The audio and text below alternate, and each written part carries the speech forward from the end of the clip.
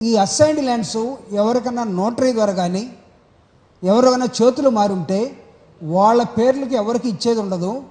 Original assignee ఎవడున్నాడో 20 ఏళ్ల క్రితం కానీ 15 ఏళ్ల క్రితం కానీ 30 ఏళ్ల క్రితం కానీ ఒరిజినల్ అసైనీ ఎవరైనా ఉంటే వాళ్ళ పేరు మీద మాత్రమే అది రిజిస్టర్ చేసి వాళ్ళకు మాత్రమే దాన్ని అమ్ముకునే ఒక అవకాశాన్ని వైఎస్ఆర్ కాంగ్రెస్ పార్టీ తీసుకురావడం జరిగింది. దీనికోసం ఒక కమిటీ వేశారు, పక్క రాష్ట్రాల్లో ఎలా ఉందని. ఆ కమిటీ ధర్మాన ప్రసాద్ గారి నాయకత్వంలో ఆ కమిటీ మొత్తం ఒరిస్సా, తమిళనాడు, కర్ణాటక ఇవన్నీ తిరిగింది, ఈవెన్ తెలంగాణ ఆల్సో. వాళ్ళు చెప్పింది ఏంటంటే ఈ డిస్కషన్ తెలంగాణలో ఉన్నది, ఒక 15 సంవత్సరాల తర్వాత తెలంగాణలో ఇలాంటివి ఉంటే అమ్ముకోవచ్చు, కర్ణాటకలో 15 నుంచి 20 సంవత్సరాలు ఉంటే అమ్ముకోవచ్చు, ఒరిస్సాలో 15 నుంచి 20 సంవత్సరాలు ఉంటే ఒరిజినల్ అసైన్ అమ్ముకోవచ్చని వాళ్ళు రాటిఫికేషన్ చేసుకున్నారు. అట్లనే అదే మోడల్లో ఆంధ్రప్రదేశ్లో కూడా ఒక ఆర్డినెన్స్ తీసుకొచ్చి 24 జనవరి 2024 సంవత్సరంలో ఒక ఆర్డినెన్స్ ద్వారా జగన్మోహన్ రెడ్డి గారు దీన్ని తీసుకురావడం జరిగింది. This is the essence of ordinance. అయితే 24 ఎన్నికల్లో ప్రభుత్వం మారింది. ప్రభుత్వం మారిన తర్వాత జగన్మోహన్ రెడ్డి గారు ఇచ్చినటువంటి జీవో ఏదైతే ఉందో అది చాలా స్ట్రిక్ట్గా, ఎవరైనా మధ్యలో అసైన్స్ దగ్గర నుంచి తీసుకున్న వాళ్ళు ఎవరైనా ఉండి మేము 10 సంవత్సరాల క్రితం కొన్నాం అని జగన్ గారి మీద ప్రెజర్ చేసినా సరే నథింగ్ డూయింగ్, మీడియేటర్స్ కానీ ఎవరికి అవకాశం ఉండడానికి వీల్లేదని చెప్పి ఒక స్ట్రిక్ట్ ఫార్మేట్లో తీసుకొచ్చి దీన్ని చేశారు. అయితే ఈరోజు ఉన్నటువంటి ప్రభుత్వం, my appeal to you through you to the people of Andhra Pradesh or maybe other states, Telangana కానీ లేకపోతే కర్ణాటక కానీ, ఇఫ్ ఎనీబడి, ఒక రిఫార్మ్ని పేదవాడికి వాడి నోటి దగ్గరికి తీసుకొచ్చే ఒక కార్యక్రమాన్ని తీసుకొస్తున్నప్పుడు ఎక్కడన్నా అక్కడక్కడ కొన్ని తప్పులు జరిగి ఉండవచ్చు.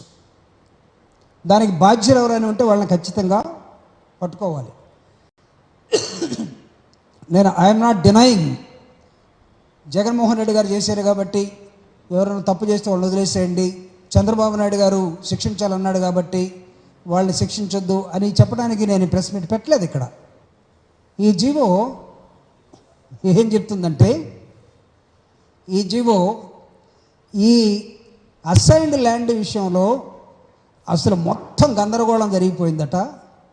కాబట్టి చేసిన రిజిస్ట్రేషన్లు ఏమైనా ఉంటే ఆపేసేయండి, ఫ్యూచర్లో రిజిస్ట్రేషన్లు చేయొద్దు. సబ్ రిజిస్ట్రార్కి మొత్తానికి కూడా వైర్లెస్ మెసేజ్ ఇచ్చేశారు, తహసీల్దార్లకు ఇచ్చేశారు.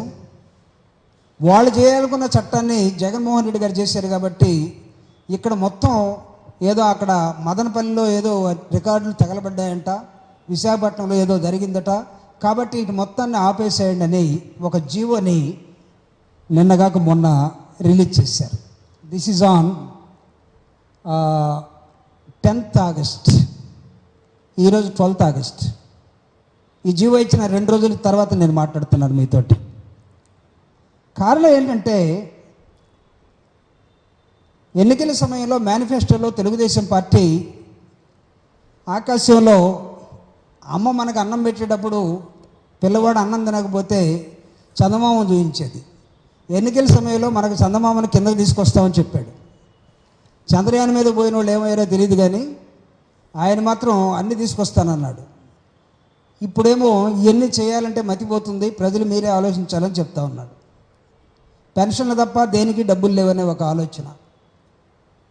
అబద్ధాలు అమ్ముడుపోయాయి, ప్రజలు నమ్మారు, ప్రజలందరూ కూడా బాధపడుతున్న నేపథ్యం.